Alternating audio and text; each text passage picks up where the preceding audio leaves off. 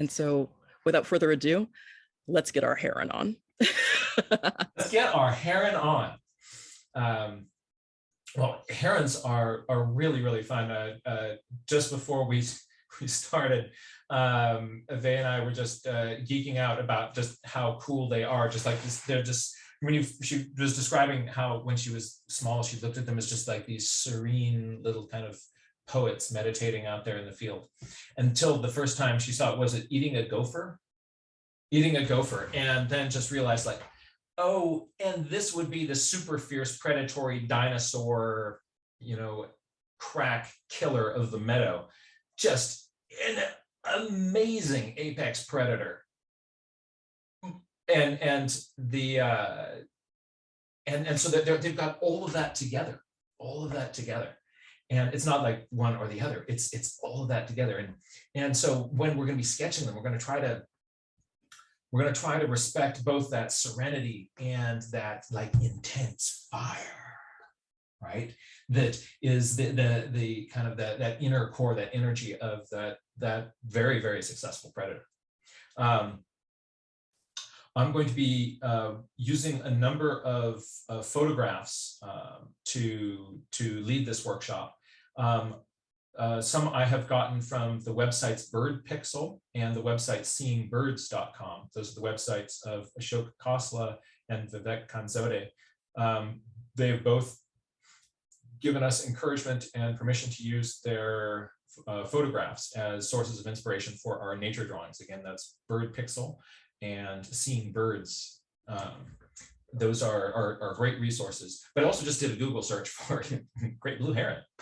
So if you're on the over there in Europe, Valters, Rebando, you've got that gray heron out there that is structurally just so much. It's basically the same bit of beastie with a little bit of a difference in kind of the color pattern,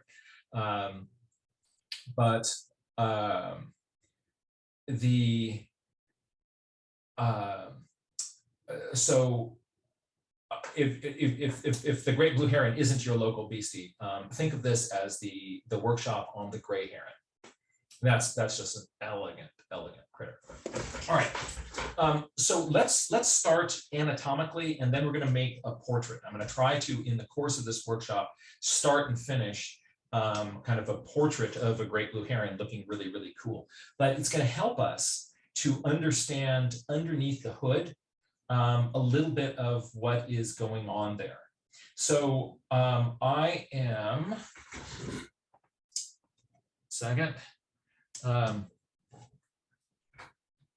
I am going to, ooh, my screen just went black. Avea, can you see me? I can see you. Okay, I can see your face. You can see me. Hi. This is I've got the black mirror here, but oh, hey, you guys just came back. So what I'm going to do is I'm going to bring up some images of great blue herons. I'm going to sketch on them on the screen, then we're going to jump over to the document camera. We're going to start by looking at a little bit of the anatomy, specifically the anatomy of the head and the neck, because that is really, really interesting, right? So I'm going to share my share. There we are. Here's my Google. So this is a photograph from seeingbirds.com. There it is. I mean, just look at that eye and that intensity. Notice how this eye is just pointing straight down the beak. So wherever it looks with this eye, this tool is pointing right at that. If we get under the hood, not you, where is that one? I just had one that was, no, no, that's the spoiler alert. Those were just a bunch of my, well, let's start with this one, right? So what we've got going on here, I'm going to draw all over this. So this is, So if you go and do a search online for hold on a second, I'm gonna change my microphone here. Avea, can I still be clearly heard? Yes, I can hear you. Great. I'm going to draw all over this. And what we've got is, let's take a look at the skull. And notice that in the skull, the lower beak is basically a tool that comes down like this and up here. It articulates with the skull back here. The upper beak and the brain case, whoops, went too far. Oh, now my screen is frozen.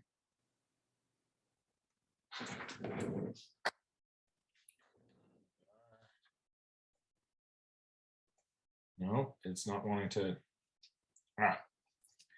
Well, I thought I was going to be able to draw all over this, but oh, maybe it is that this stylus is dead. I'm going to switch styluses. We'll hope that that solves it. Otherwise, oh yeah, look at that. It was just a dead stylus. All right, so the skull ends right back here. And then there's a series of vertebrae. So one, there's a small vertebrae right here that attaches at the back of the skull. That's called the atlas. So think of, Atlas in Greek mythology is that little character who is holding up the world. Somebody's got to do it. So this is the bone that holds up the skull, and it's in the name that also has the same name in your skull too. So there's the atlas. That's vertebrae number 1, and then here's vertebrae number 2. Here's vertebrae number 3, 4, 5. And then something interesting happens. Notice that vertebrae number 6 is really long. So it's longer than the others. And notice that this is right where you're seeing a change. This is rather smooth through here. And all of a sudden, there's a change in angle right there. So this is vertebrae number 6, and then vertebrae number 7 is back to being small again. Right? This vertebrae number 6 is really, really interesting. So it is longer than the others. If you're familiar with the ancient throwing tool, the atlatl, the way it's a spear throwing tool, and what you do is you take your spear, let's say this is your spear, and it's a little hook on the end of a stick. And you hold it here, and you flick your hand forward. And what that does is it pushes this forward and shoots your bolt, right? Shoots your projectile much faster than you could throw with your arm. What it does is it adds this extra length onto your arm. And so it's attached here, and that's going to whip forward. This bone number 6 is like the atlatl. So this is like bone number 6. And what happens when this thing is hunting is that at this point here, it rocks this back like this, and then has the rest of the head attached there. There are muscles that attach in this area. So in this area, and those are then pulled by muscles here. So they attach in here, and then they're pulled in this direction, and that flips this bone forward with great speed. And that is what causes the big zap in the thrust. So the whole neck is moving forward, but also this vertebrae number 6 doing the atlatl function is a big part of the mechanism of what makes this work. Somehow that is done while maintaining the integrity of the spinal cord that runs through all of these vertebrae. So it's got a nerve cord that runs down through those. So they have to somehow do this incredibly fast articulation without causing a rupture in there. And that's just amazing. Other things of interest to notice on this skull and on this x-ray is that here, notice that the skin of this critter, the skin is here pulled tight along the back of these vertebrae until you get to this 5-6 junction. And let's take a look in the front. The skin in the front comes down here and is loose. The skin is all loose out here till it hits here at the 6-7 junction. And then the skin continues along the front here. The skin in the back after this point here is loose and flexible, so not stretched across the bone. So you're actually seeing bone contact here, and you're seeing bone contact here. And so that's why when you're looking at the head of a heron, you're going to see it sort of, there'll be a curve in the back, and then there will be this angle. You'll see that angle in the back. The front will be smooth, and then you'll get this angle right here. That's this, because you have that bone going across there. And then the back here can be a nice curve. So you have a curve to an angle and a curve to a curve with an angle here. One last thing to notice about this whole apparatus, actually two other things, is this little tube here. You see this tube with all the little ripples on it? That is the trachea. If you put your hand up against your throat and rub your fingers back and forth, right, you rub your fingers around in there, you can feel little ridges on your own trachea.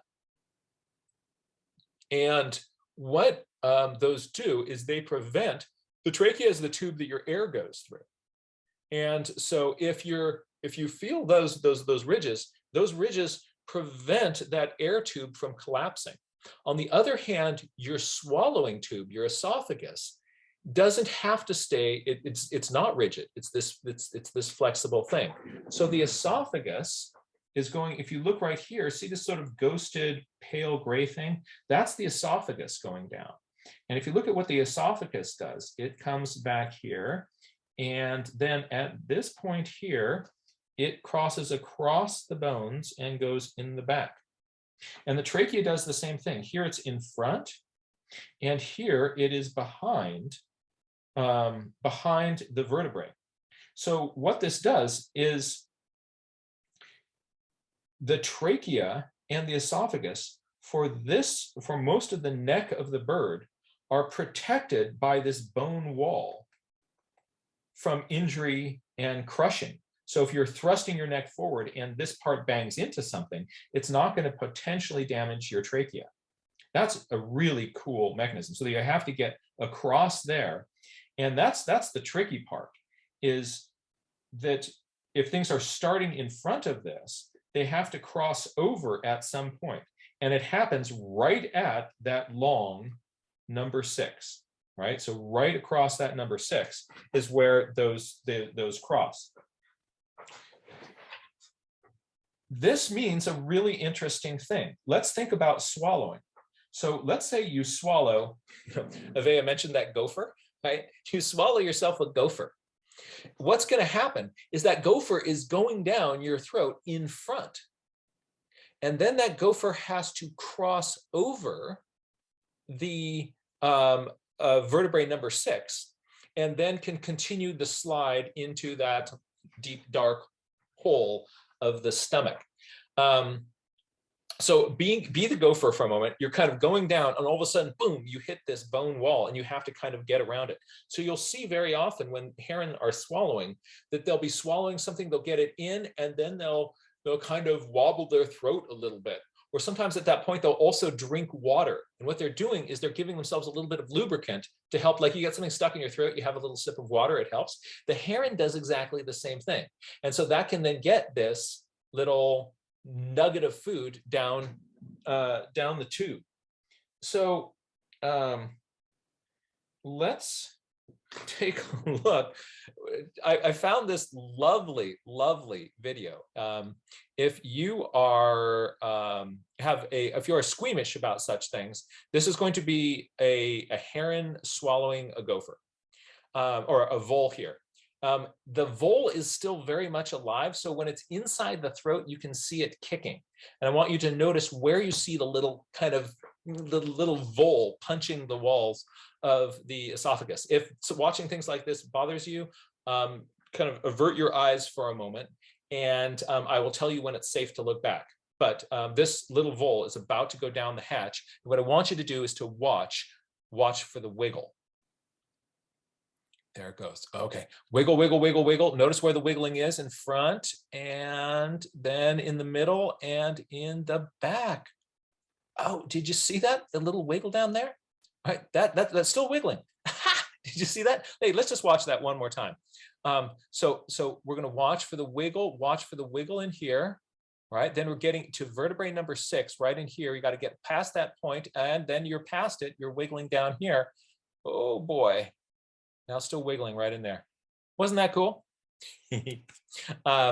So that is, so when you're looking at the shape of the neck of this thing, think of kind of the back, see it's a nice curve up until this point right here, right? And there's an angle change right there. That's because vertebrae number 6 is going across right here to make this bump out on the other side. And then, so that's right where the transition happens. So understanding that helps you see these angles and changes in the structure of this beastie. Isn't that fun? So here it is again. You can see, oops, hold on a second. I think on a different screen, you are. I've just been photobombed by an American bittern. Let's see, here we are. Oh, I want to go back to not you. Yeah, this will work. So here's your trachea, here's your esophagus. And that esophagus then comes to the back. And you can see how the skin stretches around the front, curve to an angle, and in the back, curve to an angle. Then you put fluff over that. Let's see the one with fluff. So here you can see the imprint of the feathers. Here are some forehead feathers, so some longer feathers on the forehead, on the crown. You can see how that gets smoothed out a little bit, but not too much. So you can still see a little angle here, and then an angle here. Isn't that cool? I mean, that's just spectacular. So understanding and appreciating those angles in the neck, that is going to help us, draw what we see.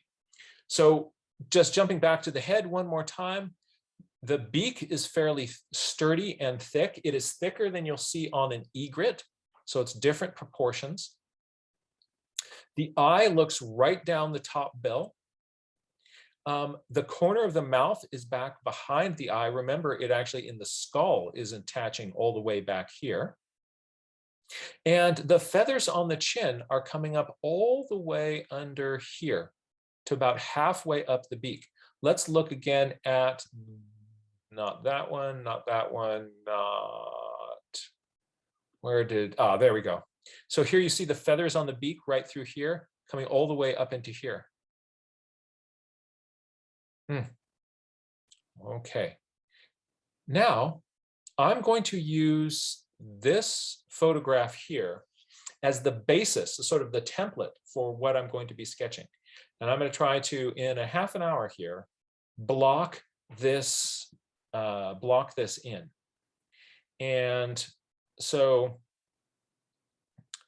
let me see here. I am going to share on my screen both this photograph and my drawing pad. Hold on, I need to, my drawing pad is no longer aligned. There it is. So I'm going to change the view here, stop share. Hi. I'm going to change my view, and there we are. And we're going to give you a look at both the drawing tablet and the and this birdie. And where is Zoom? I'm going to now Zoom share desktop.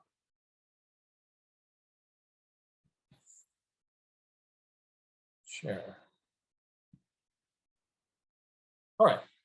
So on the left-hand side, there's our reference photo. This is a photograph taken by Ashok Khosla.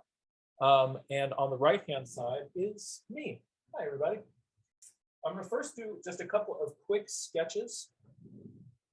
And moment.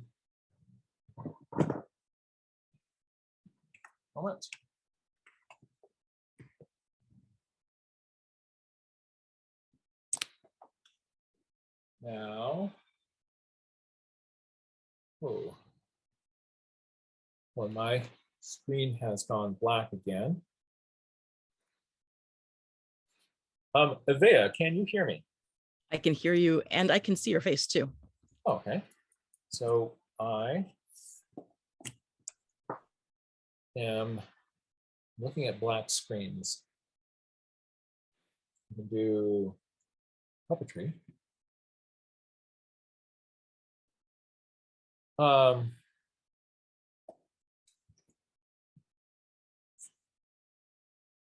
that's not very useful. Why don't we do this? I am going to, my screen has gone dead. Would you be willing to field some comments and questions from people while I log off and log back on? Absolutely. So let's see here. I'm looking into to see if there's any questions. And Jack is back. Thank you very much. That's why this is a team sport. Really appreciate your help there. Okay. Now, what I'm going to do is we're going to bounce back to that share screen, and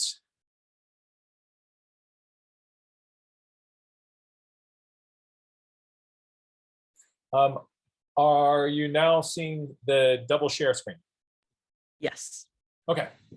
So if I were not doing this for demonstration purposes, I would do all of my initial introductory sketches with a copy non-photo blue pencil. This is the Polar Race Prismacolor non-photo blue pencil.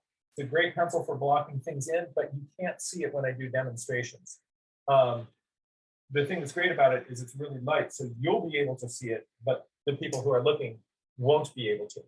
So I'm going to use this pencil instead, kind of mocking what I would do here, so you can also see some of this introductory process.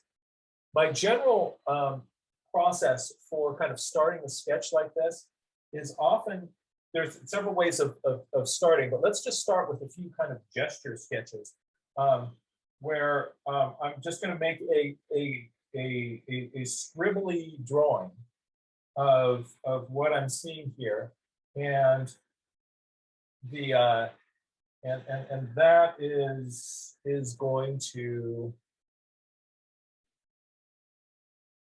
just kind of get my pencil flowing. It often helps to do several kind of light gesture sketches before you kind of commit to anything.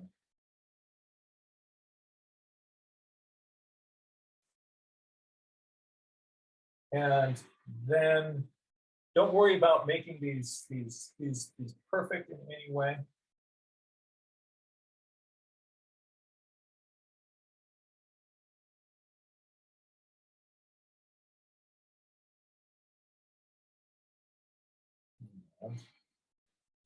It's kind of it's a neat view. Here you see on the middle of that chest, it's pointing towards you, and the center seam of it is like that. Kind of this cool herringbone pattern that comes down on either side. That's going to be fun to draw, fun to render. So I've got a little kind of upper white throat, some neat angles on the head. The negative shape underneath the throat here is really interesting. It kind of comes up over. There's a little bit of a bump and out. Similarly, there's a neat negative shape behind the head over here on this side, a neat little negative shape on the forehead where it kind of comes up like that. So I often will kind of just carve in a few of those negative shapes into my drawing as I am doing kind of my initial exploration. I look for where are there really cool, useful negative shapes. Now that I sort of feel warmed up on this, maybe I'll do just a little bit of scribbling inside.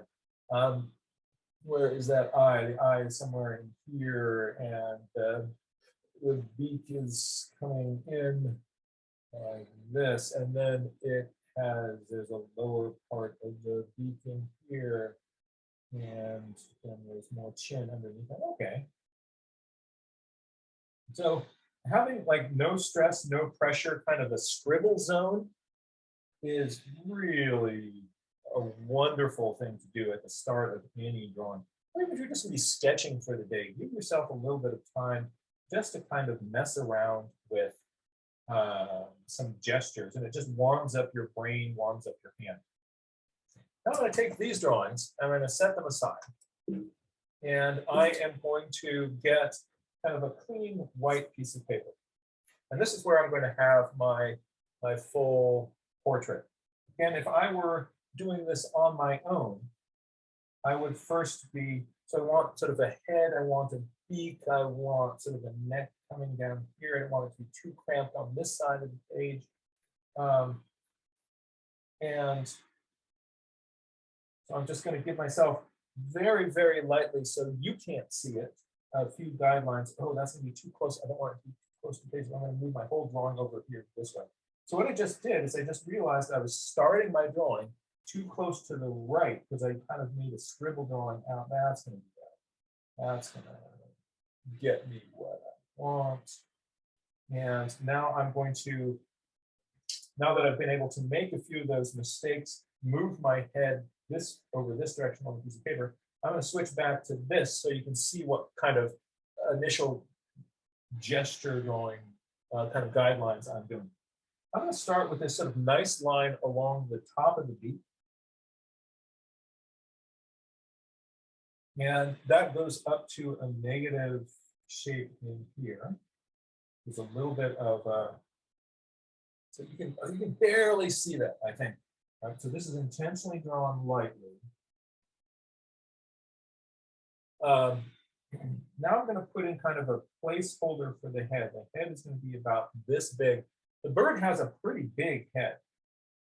And if you look at the length of that head, the beak is not much longer than the head is about the beak is about half again as long as the head. That means the head is really pretty. It's a very big thing.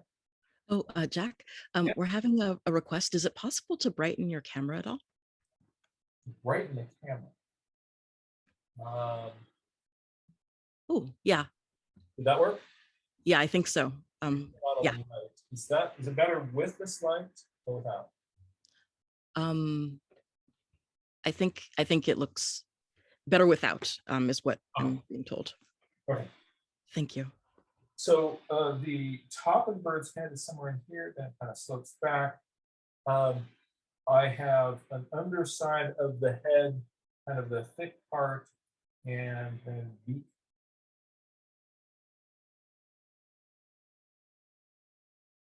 So with these sort of starting lines, you have permission to change your mind. So if you put a line in and you later on, and you decide that that's not where I want that line to be, you can change where you have that in.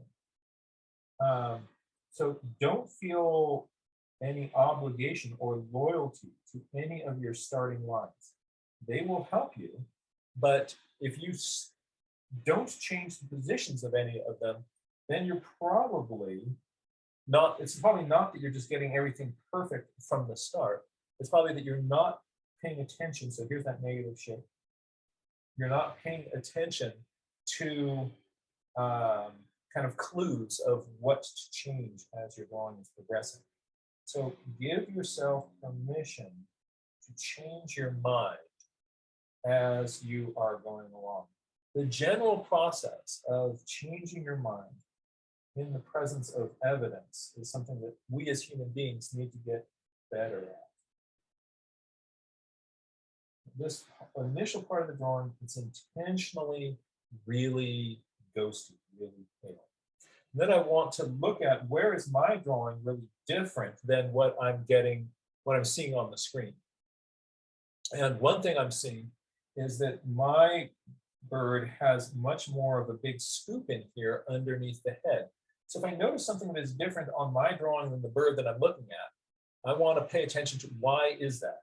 Well, this one, what if this kind of is not as deep?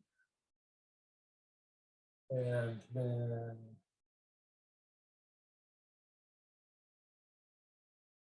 yeah. All right, so see how I had my neck all the way over here, about a centimeter further this way? The metric system.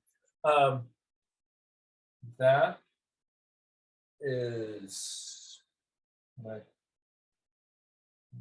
here. So I'm changing these decisions. So I had a decision here that the side of my head was all the way out here. Now I've come in about a centimeter here. I've moved my throat about a centimeter this way. So I am changing where I'm putting things. Let's see where that eye, the placement of the eye in relationship to the beak. So the eye is going to work for me to put it about in here. Okay, so. Sorry, Jack. We have one more request. Yes. Is it possible to move the little cursor from the computer out of the way a little? Because it's just, I guess, right in the middle of the drawing. Oh, yeah. Hey, little one. Thank Go you. over there. Thank you. Was having fun playing there in the middle of the page. But all right. So yeah, I want to look at what is the distance from the back of the eye to the back of the head, from the front of the eye to here. That's going to work for me. What about from here to here? Okay. What about from here to here? It's a bit longer here than here. That's what I'm seeing on the screen. Look back at the cursor. Hello, I'm the cursor. Notice that the peak of the bird's head is here. The peak of my bird's head is further back. But the real bird has more of a rounding here going to a peak a little bit behind where the eye is. So here, and so I'm going to re-sculpt the back of the head of this bird.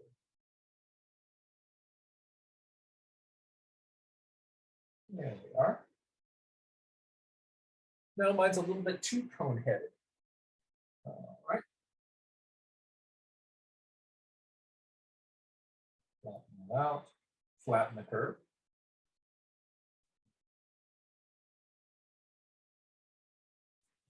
So all of those are decisions.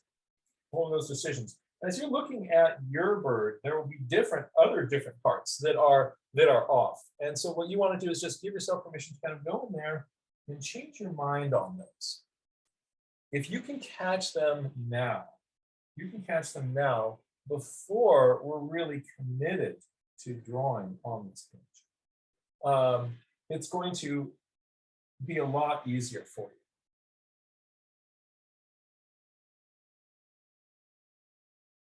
And only comes in here, the back is in here. Then there's this lovely, seeing a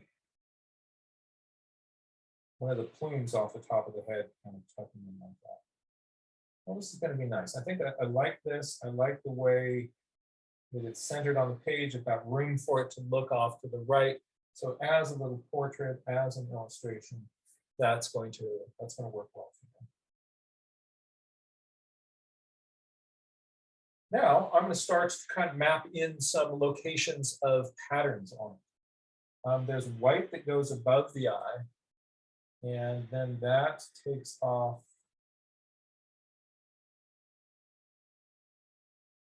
here.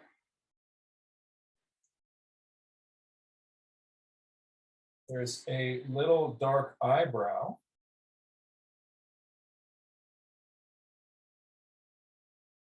Look at the shape of the white on the forehead. That is this zone here.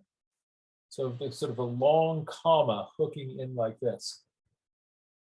I want to get a long comma hooking in.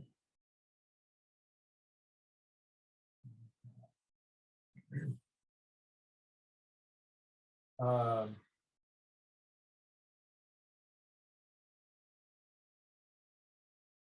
bird has a little bit of tail on its throat, and then it comes down with a kind of cool herringbone in. All right.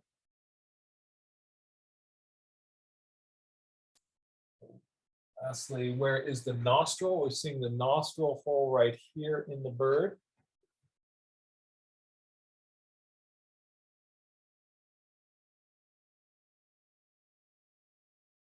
And right about in here, the mouth takes a turn down.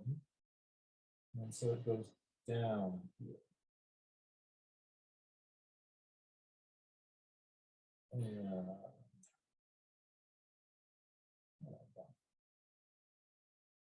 all right, so there's my preliminary drawing. But you notice what I did in this is I started off really loose and then was looking at some negative shapes. And then I was looking at how do those negative shapes line up with each other. What is different about the photograph than what I have? And I noticed that mine came, how far does this come in? The negative shape didn't match. This angle didn't match. Different parts of it match. And I want to emphasize that what I did in response to that is to change my drawing rather than, there's a tendency to want to kind of get onto the good part and draw your drawing. But if you do that before making these corrections, you'll get all those details in, but they'll be on top of a general framework that isn't going to be working. Now, I'm going to take a graphite pencil and start drawing on top of this. I've got this initial sketch here. So I've got some 2B lead here in a mechanical pencil. You can use whatever kind of pencil works best for you. And as I do this, I want to be aware that when I'm working in here, if I've got stuff drawn here, I'm going to smudge all this part with my hand. So because I'm a right-handed person, I'm going to start towards this part of my drawing and work my way towards this drawing. So if I did this details in here early on, I'm going to smudge those with my hand. Another way to avoid this is to take a piece of paper. And by the way, this is the sort of thing I don't worry about when I'm out there nature journaling in the field. Mosquitoes are biting and I'm just putting my hand anywhere and I smudge all sorts of stuff. But if I'm at home and have the comfort of being able to do this, then I'm going to, I'll work with this. So I'm going to come along the back of its head here, and it's generally smooth, but I'm going to kind of give it a few little kind of marks in. Let me zoom down. Oh, you can see it on the screen there. So I've got a few little marks in there sort of showing that this is fluffy. You look at the back texture here, you can see that that's fluffy. So I want that curve, I want that line in there to have some fluff to it. And so a few lines that come in like that kind of suggest that you have some fluff going on.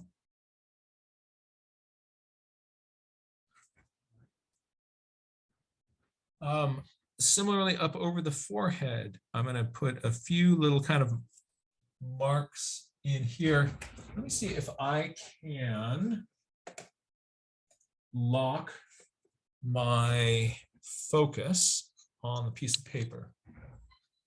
I think I will be able to do this. Hold on, I'm just going to go to manual focus. Turn on manual focus. So just turned off my autofocus. So I think we should have less of a problem with it kind of changing its level of focus. Notice I'm turning my piece of paper here. It's easy for me to make marks like this. It is harder for me to make marks with my hand in this direction. So I'll often turn my piece of paper so that I can make these sort of marks just a little bit easier. I'm just turning the piece of paper to an angle that is convenient for me to draw. I'm going to jump over to the eye. I'm not going to draw this eye as round. It's got points. It's got corners here and corners here. Draw an imaginary line across that eye from this high corner to this low corner. It slopes down. It slopes down. So that means I'm going to have my high part slopes down here. Low part.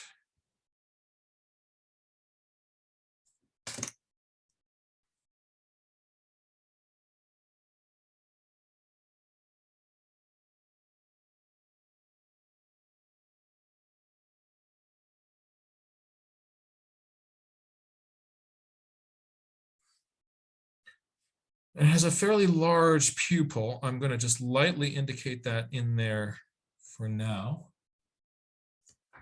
I move that cursor. And so now, oh, fortunately I did this. I just thought to myself, did I make my eye too large again? Take a look at this. Take a look at this and look back at the picture. Look at mine. Look at it. Look at that. Look at that. Look at that. Look at that. Look at that huge eye, right? So if let's make that eye even bigger. So if I had only noticed that at the end of the drawing, I would have this kind of cutesy anime great blue heron, and it would not look as intimidating or as serious. On details like eyes, we have a tendency to kind of hit them in too large because they're interesting. And our brain just kind of gets interested in this thing. And so we make the interesting things too big. So we'll make the beak too big. We'll make the eye too big. All those really interesting features will overdo it. So let's come back in here with a smaller eye. And that's going to give my my bird more of an adult look. It won't be as cute. So if you want something to look cute, give it big eyes.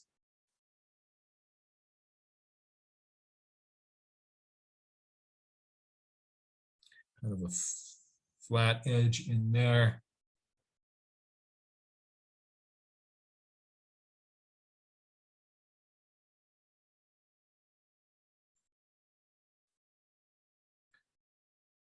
Oh, that's better.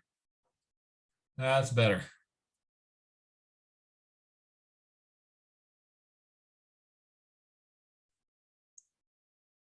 You know, I don't know how many times I've made eyes and beaks, heads too big on my critters, and I still look back and I like did I do it again? And yep.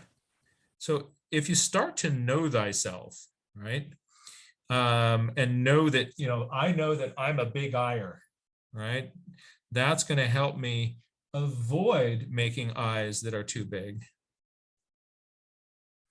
If I just sort of know that that's a tendency that I have.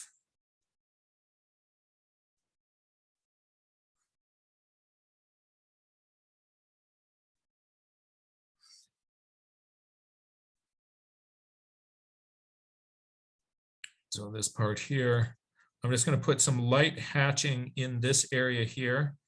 That's probably going to get completely covered up by watercolor in a moment. but it just helps me kind of remember that that's a dark zone on the head of my bird.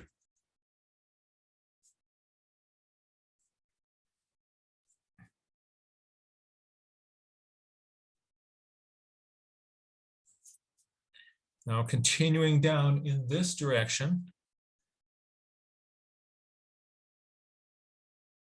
I have that corner of the mouth.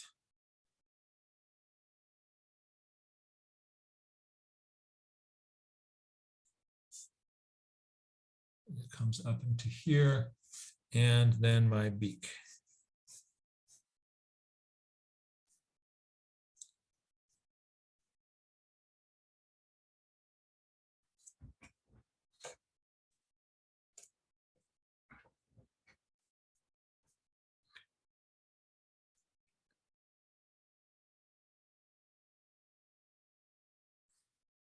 I'm going to show a little hint of these feathers coming in here. And there's a little throat. The throat, I want to get this kind of fluffiness. Actually, first let me put in a little bit of the beak here.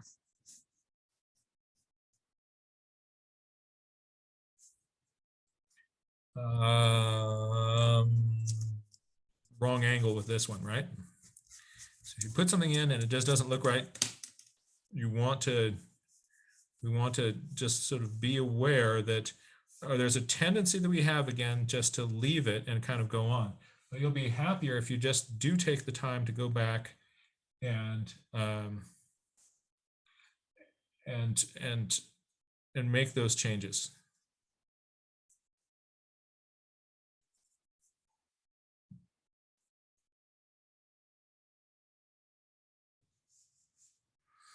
This heron has a really rough looking beak.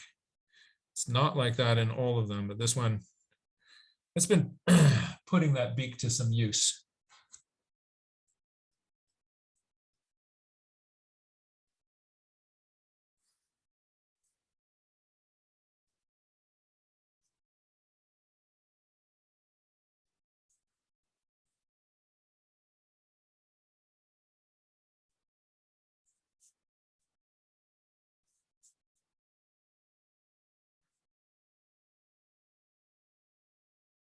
Oh,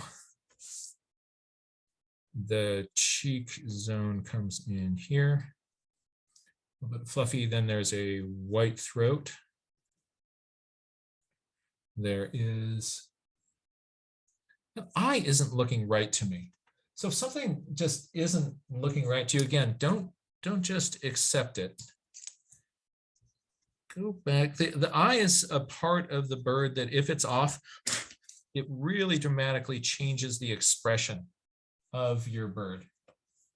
I made it a smaller eye, but it was kind of a weird shape.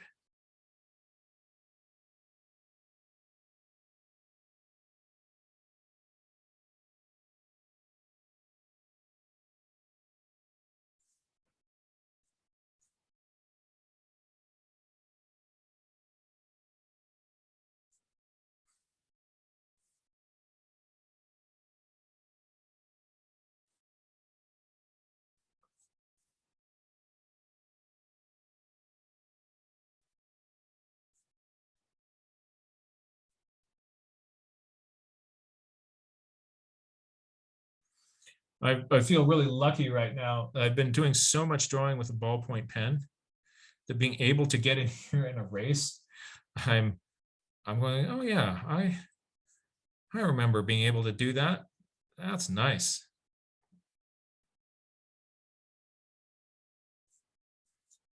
Right, that's a better eye shape.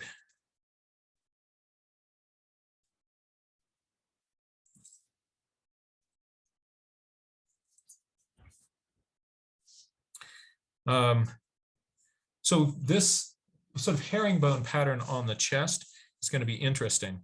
And once I put this in, then I can't have my hand in here anymore. So actually, before I do that, I'm going to just bring in a few other parts here. Give it this little tassel.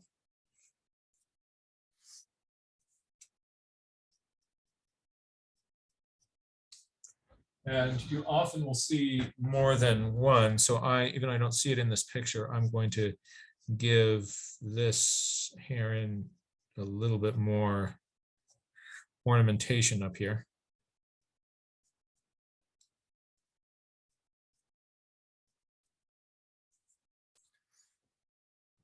And then it's back. A little bit of a chest. So now I'm going to get into this chest. This side of it, I'm going to draw kind of cross contour lines. See how these lines are sort of wrapping up in here? That's suggesting this sort of roundness in the chest.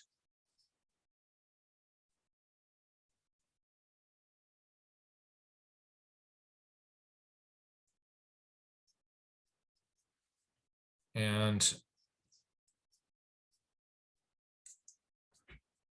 so I want people to sort of imagine that there's something that is popping. I'm going to put in a little shadow right in here.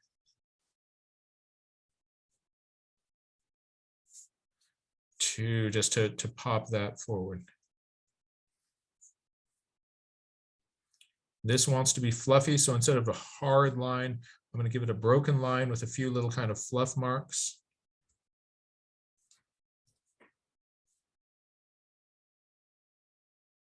And the center line of it comes through here. And so I'm going to give myself a few guidelines just to say that some of these herringbone patterns in here, I've got a line that's going to come across like this. In here, something coming down like this and Ving up like that. In here, kind of a bigger one coming down and Ving up here.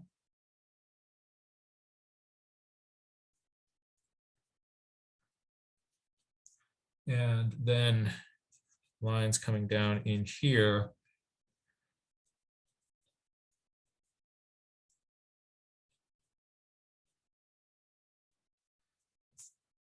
So that way, when I come across with my graphite pencil, I've just got a little bit more of a guide to help me. I'm going to put in a few of those lines.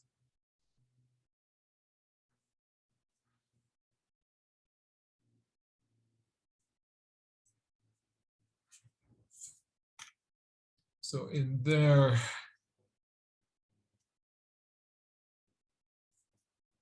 that's a tricky zone in there. So just take your time. Then down in here across the chest.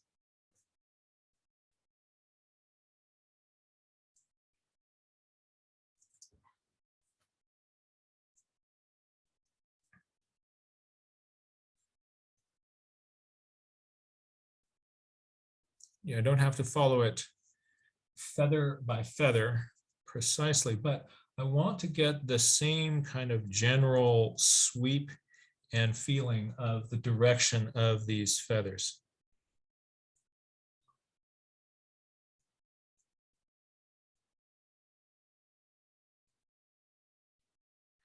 And another thing I want to avoid is by getting it too symmetrical on both sides.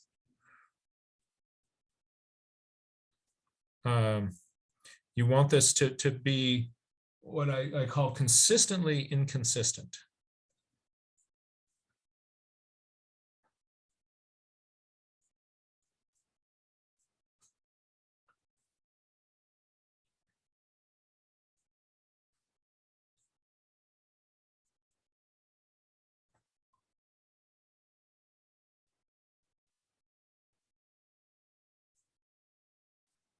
There we are.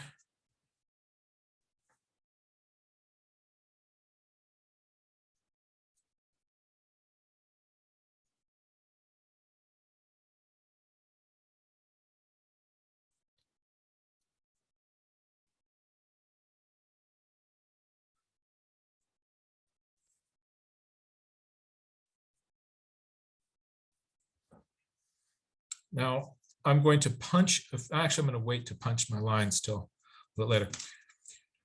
On top of this drawing, before I kind of go further with it, I'm just going to give it a sort of a general look over, try to get its head. Mine has its head pointing in a slightly different direction than that one. What are things I want to change? Okay, mine is a little bit too pointy up here. I want to round that top of the head out before I kind of go further. I want this part here to look a little bit fluffier. So let me do those two things and see. Now, I thought I would be able to do this full drawing in the, I thought like this time I'm gonna get it all done in the 1 hour time frame. Didn't happen. That's okay. Sorry. Now, little extra extraneous mark erased. This eraser is a soft white eraser. I like these sort of white latex erasers. They don't tear up the paper as much as the kind of erasers, the pink ones that come with standard pencils. And this one just is in a little stick, but you can also buy them in little blocks. But I like the little stick. So a more rounded top of the head. Oh, almost smudged my paper.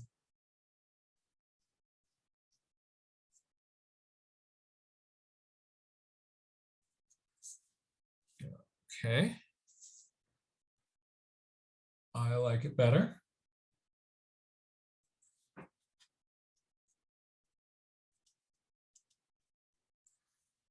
All right. I think my little friend here is now ready for a few coats of watercolor. And I'm just going to put a few simple watercolor washes on this and put a fork in it and call it done. The watercolor can go fairly quickly and it's fun to do.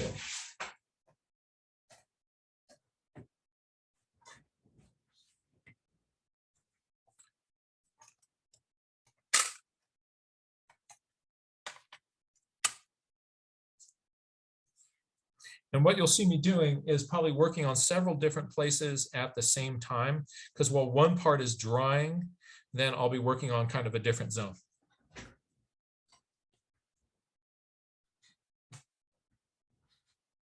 Rag. All right. With watercolor, we often start light and work our way darker. And that's what I'm going to be doing here. So in a lot of these sort of pale areas in here, I'm going to put in some of the lightest shadows first. And so in my kind of gray mixing area on my palette, I've got some kind of gunky gray, and I'm putting some blue into that and maybe a little bit of purple. And then I'm going to test that off on a piece of paper. And I just tested it off on this piece of paper right there. Whip, and it's really dark. That's not what I want. All right, so I am going to add more water to it. With a water brush, I just give this a squeeze and I drop a few drops in there and come back in, and now try it. Oh, now it's lighter. Okay, so I can get away with a shadow like that. So I am going to test. I like it. And imagine that the sunlight comes from the top here, and it's going to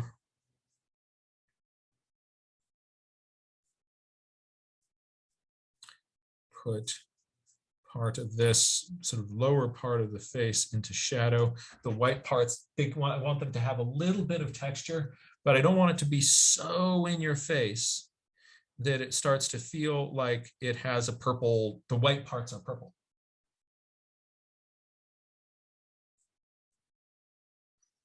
And so I'm going over a number of these little white, lighter parts. And I'm making my brush strokes flick in the direction that the feathers go, so that if any of those brush strokes show up, they'll feel like kind of they're a ripple between. And I'm seeing a little bit of texture in here. That's kind of cool. So I'm going to put in a little bit of that texture.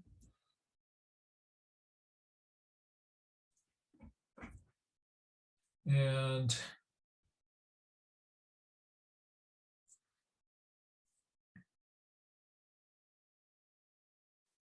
there I am.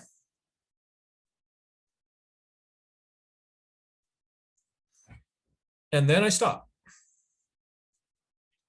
Actually, I'm going to put a little bit of texture in here. There I go. Now I'm going to get a shade darker. Let's look at this part in here. It's this lovely purple gray. And on the gray heron, Walters, Rayponto, that's going to be, it's going to be much more of a slate gray color in there, right? So let me do that. I am going to, on my palette, I want it to be a little bit of an off purple color, kind of a, there, that. Sometimes I get it quicker than that. By the way, this is a piece of paper that I have here that I'm testing my colors on. So that way it keeps this whole business clean. And I'm going to start off in this sort of darker area. Because I'm using a water brush, the longer see how I'm following the direction of these feathers with my brush strokes.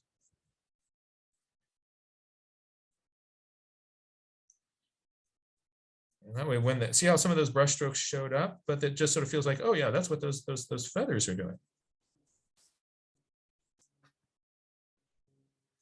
And I started off in these sort of lower, more shadowy areas.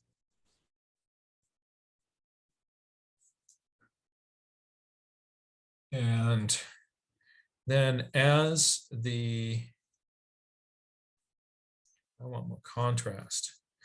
One danger of starting light and going darker is it's easy to kind of end up with something at the end that is really anemic, that I didn't push any of my darks.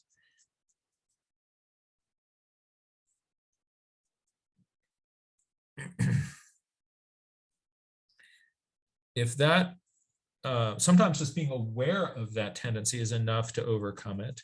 Sometimes what I have to do, though, is to really early on put in some of my dark marks.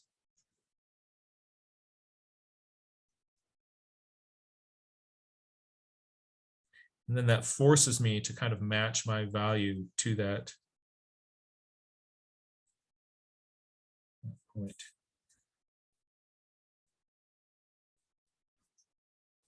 Going to soften this edge. I'm going to get the paint off my brush, paint over that a couple of times with just water.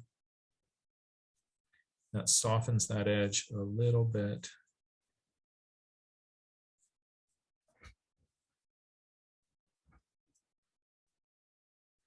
I want there to be a little bit of texture in this, so I'm going to kind of come in here and give that a few little strokes just like that. In the background here, its back will also have some color, but I'm going to keep that a little bit lighter so that it feels like it's pushed further back. Down here on this side, I've got also a little bit of the edge of the far side kind of peeking around, and I'm going to put that in. And I can, you see how these feathers out here are getting really kind of long. So I'm going to give this just a few kind of nice pencil strokes out. Pencil strokes.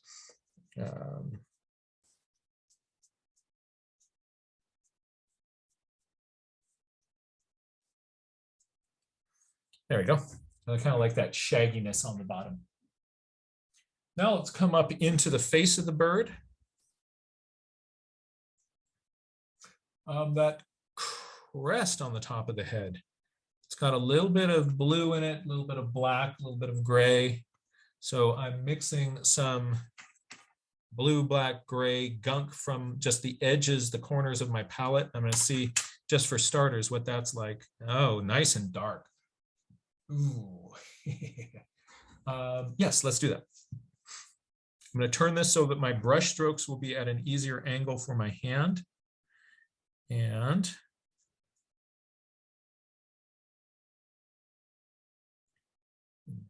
So the edges of this are going to make a big difference in the texture that I get in these marks. So watch as I kind of come in here. I'm going to create a little bit of texture. I want this to feel feathery. And this edge here is where a lot of that kind of sense of feathery, see that kind of little jaggy edge? Zoom down. So a little bit of a jaggy edge in there. But again, consistently inconsistent. So some places jaggy, some places letting it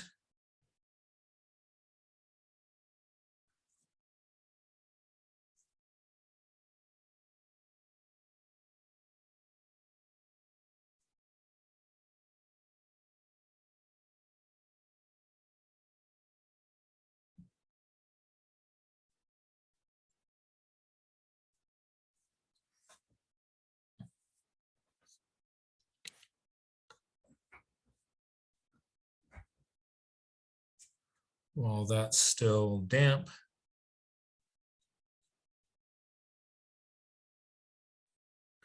Into it.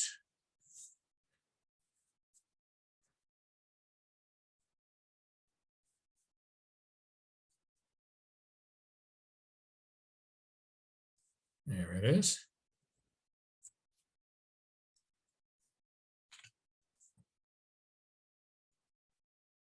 And I can mix up some really dark, intense black. Put a few strokes of that in there, and that just sort of anchors the full value range that like this goes to really dark. But then that part that isn't as black in there, it feels like a little bit more of a highlight. Clean my brush. So I'm cleaning my brush off screen. I went like that on a little rag. And then my brush is clean and it's ready for the next color. This bird has a little bit of medium value stuff coming up over its forehead. So watch as I get some texture into that part. So I want to get a little bit of texture into this forehead. So I can make some little dots, and I'm kind of going bounce, bounce, bounce with my brush. So my brush is kind of bouncing here a little bit to kind of get a sense of that.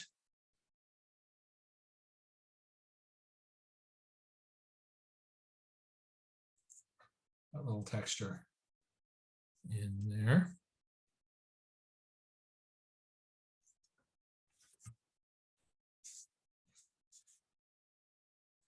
This bird has some gray coming down in the front of its eye.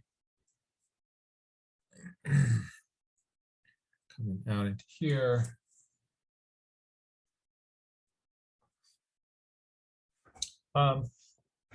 Let's take a quick look at a different great blue heron and its beak. So the pale spot in there, where does that, okay, pale spot in there. So I'm seeing that in both those, but see how looking between them helps you see like, oh yeah, that's a thing. That's a thing that you've got going on. So it's not just some accident. I better include that in my drawing.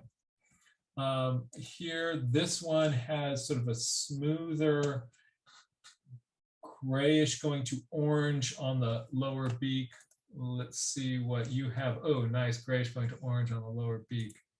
Oh, you were not helping me.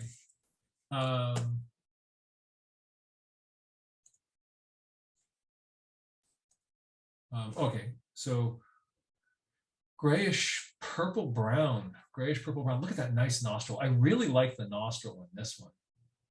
Oh. And then we're getting some nice dark blues around here. That yellow spot, I've got to get that yellow spot in. And then the lower bill, yellow to orange. Let's go back here and just look at a few other birds. You've just had a tough time with that beak, haven't you, little one? Oh, yeah, it's been rough. All right. So I'm going to take some color ideas from some of these others and play with that. This is going to be really, really fun. I've got some kind of an orangey color here that is quinacridone sienna. That's quinacridone sienna. And I'm going to mix it with just a little bit of yellow gunk on my palette. And I'm going to bring that into that lower bill. And a little bit into this upper bill.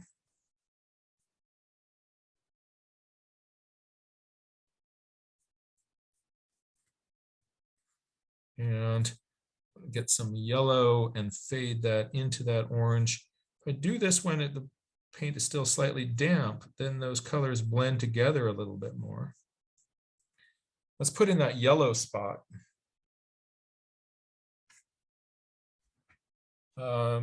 In here. And that gives me sort of a target to work around.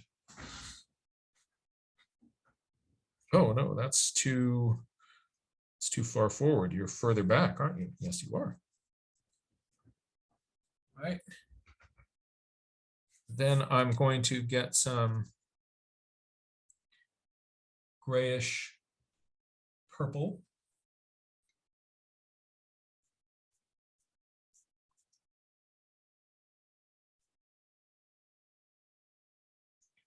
And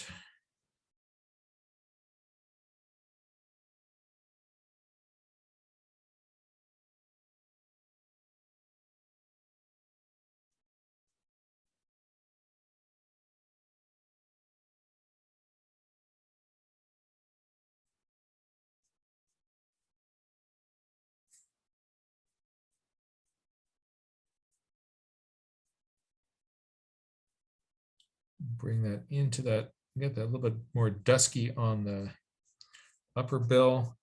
I want to have that little groove for the nostril.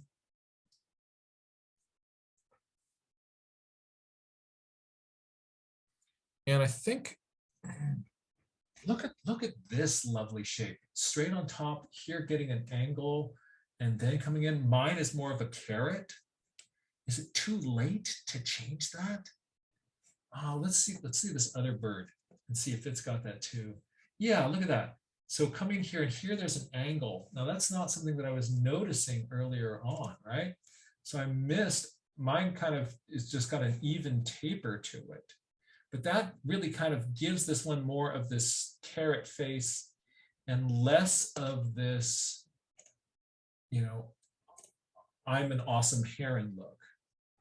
So I am going to try to change that, even though it's late in the game. That would see, that's the sort of thing that now it's more of a difficult thing to kind of get into my drawing, because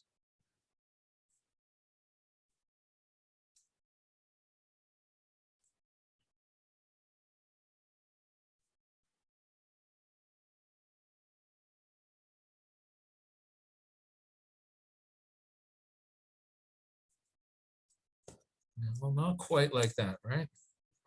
But if I catch something like that earlier on, then the drawing process is easy.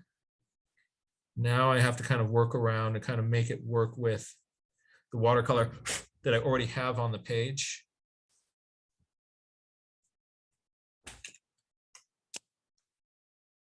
We'll see if I can blend that in. Now this may not work, or it may work. We'll see. Test that color before it hits the page.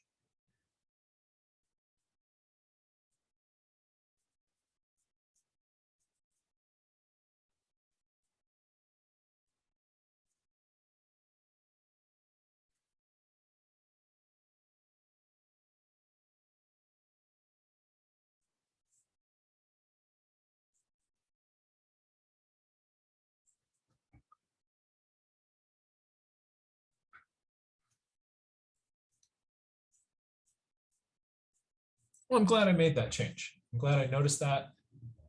I think that helps our bird. let's just look at the color of the eye here. This one had this great eye color. So yellow with brown around the outside, and then this not round pupil, it also, the pupil is angled with a high point and a low point, just like the eye.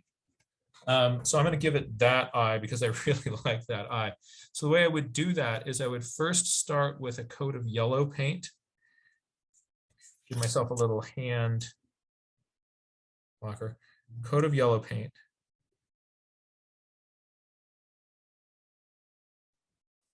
And while that's still a little bit damp, I can get in some of that quinacridone ochre, that sort of orange color. And I'm going to just come around the edges of this.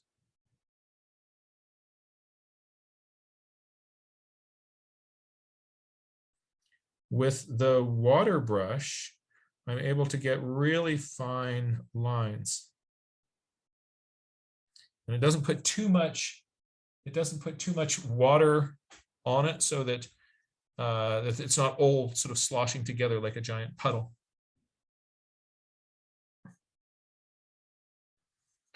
But that pupil, I would like it to be a little bit more precise, a little bit more hit as a, I don't want it to fade at all. So I'm going to come back and put that pupil in just a moment after I do a few other things. Let's go back to this beak. And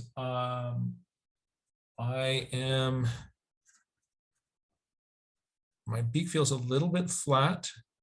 So I'm going to get, this is in my palette here, a little bit of white gouache. I'm going to grab some of that. And I'm going to just put that on the top here and above this little part here.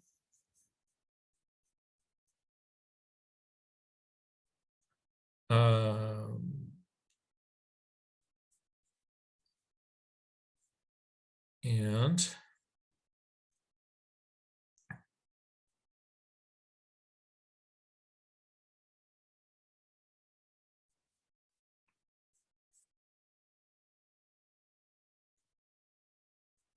there's a little bit of highlight. Now, this seems pretty harsh to me right now.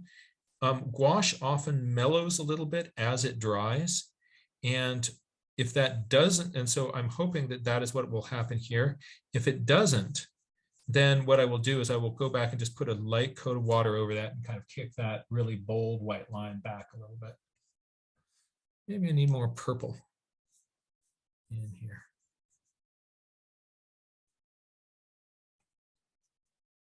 Now this eye should be nice and dry. I'm going to mix I've got a little bit of black paint. Some artists never use black paint, but I do. I'm going to start off using the tip of this to carve a little circle.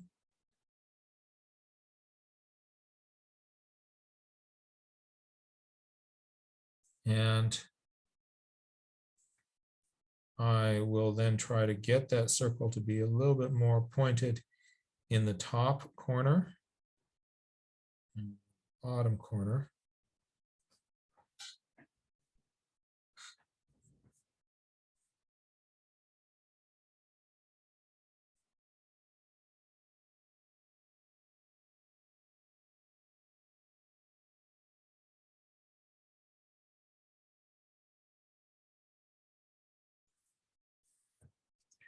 Currently, that eye looks a little bit flat.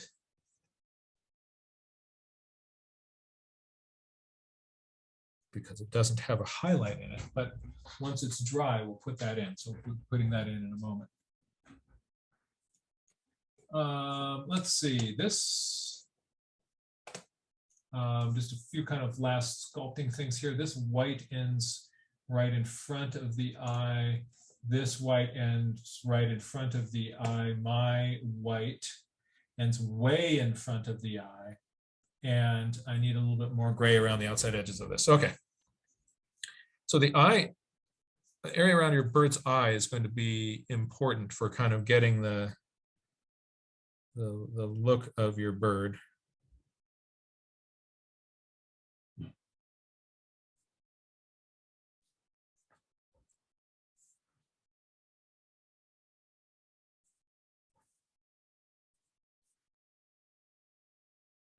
Notice as I'm looking at my bird, I'm constantly saying to myself, you know, how is what I'm doing different than what I'm seeing up there?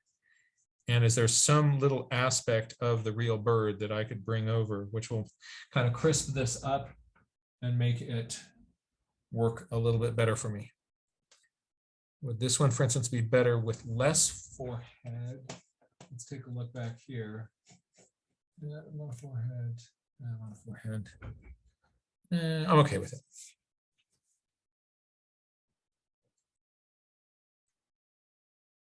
All right. I'm put in two. Oh, I haven't put these dark marks in. Got three other things, and then this bird is done. So thing number one, I am going to put in a little bit of feathery texture. So I'm taking a brush with barely any paint on it and fanning the tip of it like that. And I'm going to go back to my primary model here. And I'm just going to lightly put a few marks in here. And what those will do is just sort of suggest a little bit of texture in those feathers. But this is something where I go super light touch, and it's minimal. Thing number two, I'm going to pop in the contrast on some of these cool marks on the chest.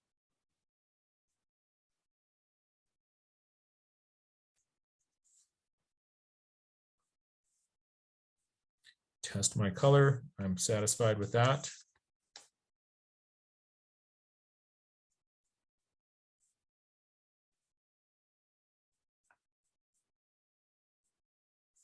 Because I have these, you know, also here as graphite lines, it makes this part faster and a little bit easier. I don't need to follow those lines precisely, but they give me a general guide to what my feathers are doing.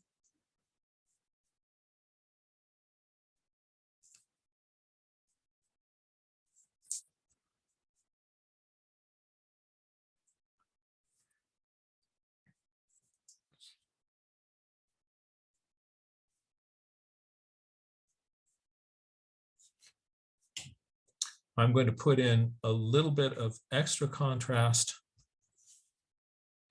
on a couple of these in here as we get up closer to the head, just to pull your eye up in there, leaving these ones a little bit more pale, but having some more detail right up in here. That is going to help sort of pull people's eye right up towards where I want in here.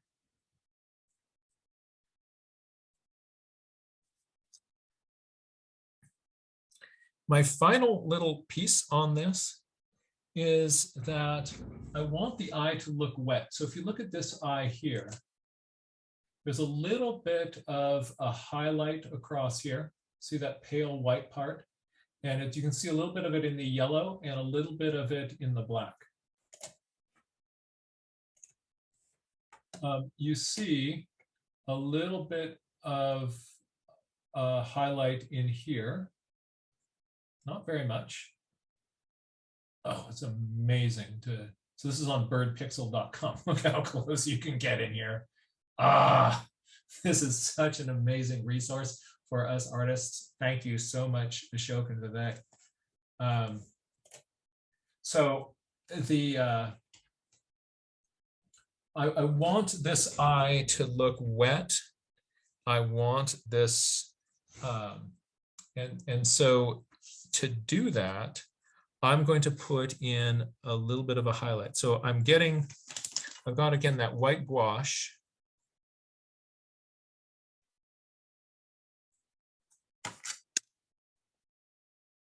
And I'm going to put that across that pupil.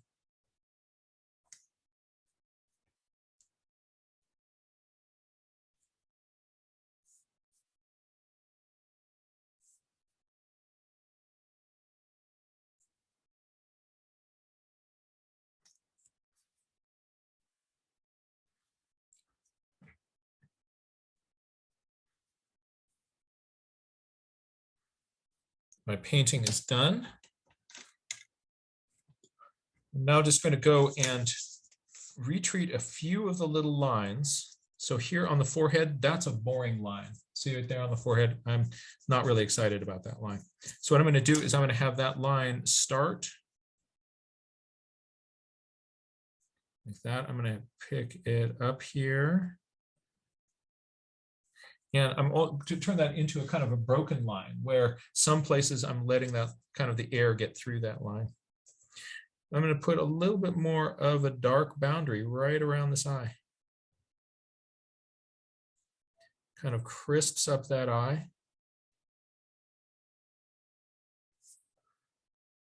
Corner in the mouth in here. I'm going to avoid just coming and putting a hard line all the way around my drawing, but a few places just to kind of crisp up these edges.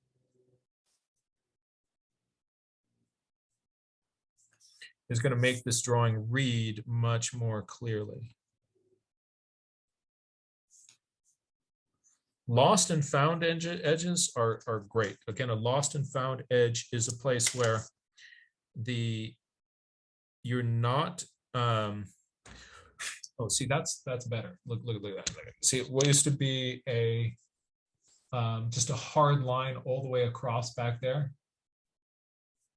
but now I kind of just let a little bit of light and fluff in.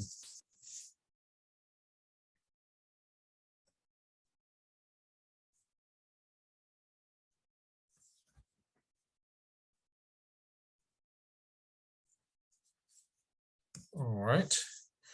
This is another boring edge right in here. This edge right here. So I'm going to erase that.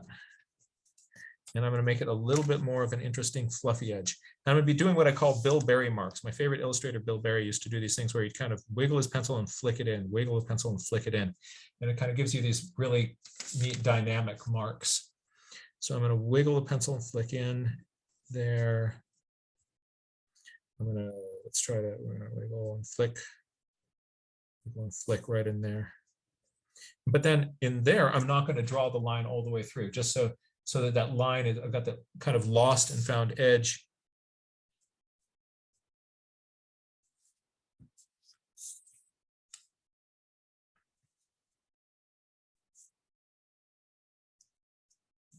So in this workshop, I'm kind of getting into a little bit more of kind of some little drawing artistic tricks that I think are useful. But you don't have to get wrapped around the axle about that when you are out there, sketching these things in the field. But if you're then back at home and you're more comfortably sitting around,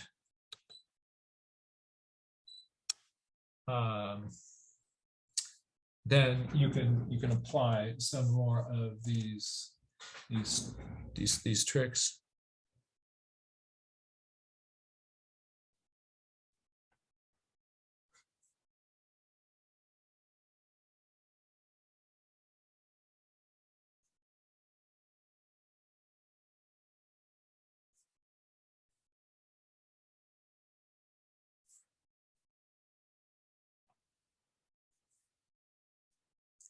And at some point you have to stop. I want that highlight to be a little bit brighter. I'm going to get my gel pen in here. Just put a little bit of right on that. Let's back off this thing. And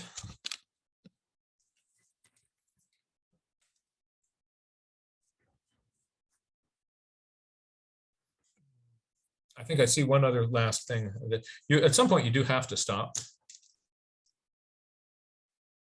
I think this part here is looking a little bit flat, and I'm wondering if I have a little bit more of a shadow in there, if that will just round that out.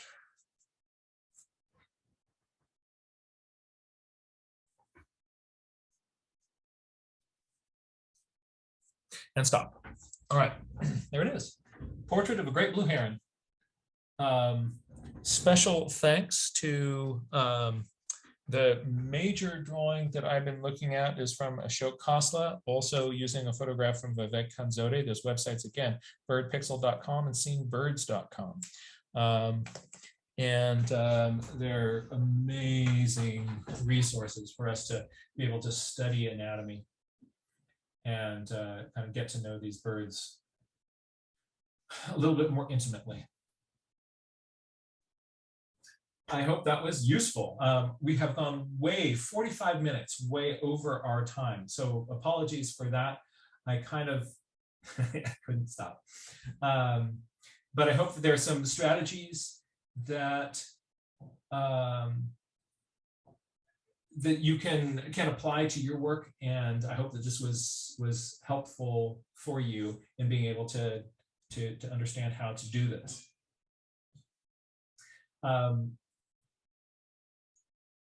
I would also, again, like to send my thanks to Avea for managing all our logistics and also just keeping a community of kindness going throughout the Nature Journal Club. It's been a wonderful year with you and with this whole community. In this this coming year, we're going to keep going, right? We are still going to be here with you, and we invite you to be brave and to dive into your own artwork. You can absolutely do this. So drawing is a skill that you develop by putting in those pencil miles, right? You've seen that on the pages of Walters, Ray Bonto, and others, how just I'm going to draw, and then what am I going to do again? I'm going to make another drawing. What do you do then? You make another drawing, and after that, you make another drawing. So there is no masterpiece in this. There's no like, ta-da, it's done, right? We're always learning. We're always getting better, and the more you give yourself permission just to put in those pencil miles, you'll be able to do this. If resources are limited, and you cannot afford supplies, send me a private email and I will see what I can do to get you and your family the supplies that you need to be able to do this. I don't want that to be a limitation for you. If and so you don't have to explain why. Just let me know, like we're a family of, there's myself and we've got 4 kids, and here are their ages, and these are the sorts of things that we're into, and I'm going to see what I can do to kind of help get your team equipped, right? This is, I think, such a beautiful and powerful way to connect with the natural world, and the cost for kind of getting going with this is it's low. But if that is in any way a constraint, just let me know and I can help you out. If it's possible for folks to help me out with a donation at johnmuirlaws.com, I greatly appreciate that. Your donations help support me and my family and my ability to continue to do this, and then also to turn around and take your generosity and share that with other people. If you make an end of the year donation to charitable organizations that you want to support, consider this project as one of those. If you would like to make your donation tax deductible, go on my website on the donations page link. There's a place where you can send checks to the Heyday Foundation. and to Heyday, and they will pass that on to me minus a processing fee. Or you can also make direct donations directly to me, and it goes directly to me. In the next year, we should have up and running a nonprofit organization that we will be able to collect donations through. That it'll all be tax deductible. But at this point, the stuff that comes in through my website is not. But again, it makes a big difference. I want to thank all the people who this year have really generously supported me in doing this. I so appreciate that during this sort of strange COVID time, you have kept me afloat, and I am really grateful to what you have done. If making a donation doesn't fit with your budget at this time, I want you here. I want you continuing to do this, and no judgment, no problem with that. But I will request that you do an act of kindness or stewardship in your community that you otherwise might not have done, and just make this world a slightly better place with an act of beauty or kindness. And I think that's a lot of the energy that's going to get us through this together. Thank you all for being here, Avea, and all of our supporters and friends. I am so grateful to you. Let's jump over to we've got a little bit of time. Again, we're now this was supposed to end 51 minutes ago. I'm still never very good at keeping on time. But I'd love to see what's in some of your sketchbooks. And I'm going to bring on Avea, and then we'll bounce that over to other folks. Hey there. Hey there. Well, first of all, as somebody pointed out, it actually says that workshop lasts until 11:30 on your website. Oh.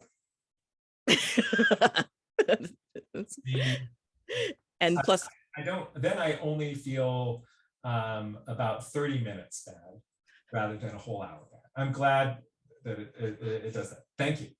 Plus, we were all in the flow state. So I discovered, unfortunately, that then I've been cleaning, so I don't know exactly what happened to my watercolor kit, but I decided that was okay. And instead I wrote down all of my questions and my thought process when I was drawing my heron. Oh, nice.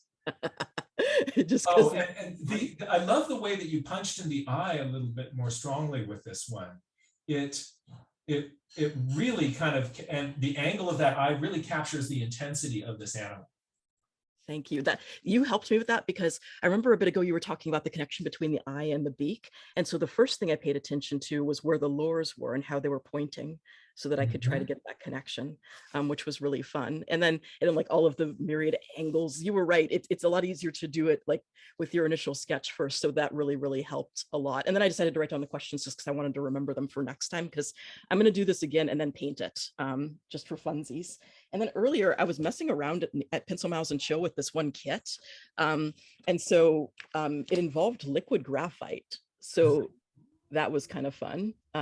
Playing with the liquid graphite really fast, which I've never done before. And tell us the story of the switchblade heron. Oh, right. So with that one, it's because of, it's because of that beak that they have that it looks just like a switchblade. You can't really tell from this one. But it's because after seeing it, catch its gopher friend, I watched a video, and there was at one point, the heron had gotten the gopher was wiggling, the gopher tried to get away. So then the heron put the bird down, went, and then the gopher stopped trying to get away. And that was it. Yeah. That's a disincentive. Having a beak through your body is a real disincentive to wiggling. And then I wanted to show one more quick thing, just because it sort of relates to herons and also to just trying things. But did that title say "Wannabe Dinosaurs"? Yes, great blue wannabe dinosaurs. Just because I just love it. I look at them and I'm like, oh, you want to be dinosaurs, you. I heart great blue herons. And so speaking of wetlands, I'd been for a while there stressing out over doing this one particular wetland drawing. This was from the fork-tailed damselfly site that we're trying to expand. And so this was on a particular day where we had to go pull out some of the cattails in there to give them more of a patch. So that way there'd be more open spaces for them to have their babies, because cattails a little bit more common than San Francisco fork-tailed damselflies. And so at first I was all nervous about how to approach this because it's kind of a big area. And then I heard you telling a story in my head back when you used to say that your Nana would say, just play with it, Bobala. And so I decided to go for it with, like, I did some crayons in here to make for the grasses, and then added a few more layers of drawing. And this really has such wonderful texture. I get the feeling of that sort of the vertical vegetation and then the denseness behind this. Isn't it cool how it works? It really does. So just thank you for encouraging us to always play with it. This was the most fun I had in a while, until we just drew the great blue heron with the switchblade. So thank you. Absolutely. Absolutely. That's terrific. Thank you so much. So let's hear from Mauve, and then Ray Bonto, and then Susan. It's going to spotlight you here, and we're going to allow you to unmute in just a moment. And wait a moment. For some reason, when I've got you spotlighted, I don't see the button to, well, I know how I can do this. I'm going to go to gallery, and then there you are.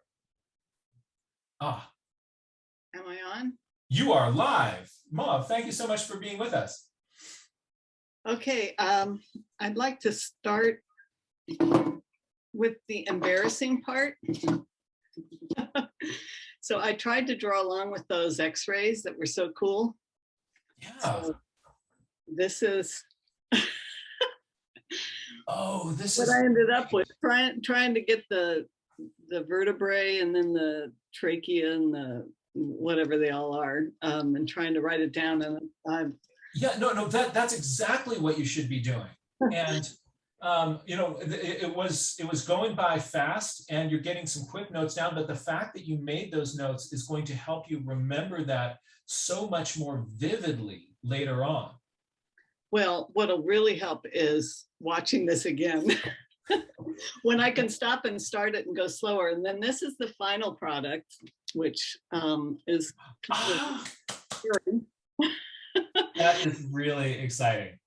And my sisters, who are artists, whereas I'm a dabbler still, they're always telling me you need to learn your colors, because I'd be texting them while we were watching this and saying, how do I make that gray purple, and how do I do this? And they're not so good at that. But what I also want to share is that my sister Shannon, who watched today, had sent me for my birthday a painting she did of herons that was from, the source was Suzuki Georgiana Moon, and this was her work. Oh, can you see it? Yes, yes, yes, yes. Oh, that is so elegant. Just and look how she's observed those angles and curves in the neck, right? I don't know if she studied the anatomy there, but by observing the shapes that she saw so carefully, she really has the flow and the elegance. The anatomist in me can look at this, and I know exactly what is going on inside the necks of those birds. Totally different neck structure than a cormorant or a goose or a swan, or even a sandhill crane has a different neck shape. This is just absolutely heronish. And also I love, look at on that one with the curled up neck, those little kind of cracks that you see in the feather edge as it's kind of curving around there. It really, you get a sense of the texture and the fluffiness of these. So they have texture, wonderful color. The anatomy is in there, and just an elegance of line. That, what a treat to have something like that. It was a great birthday present. And when is your birthday, Mauve?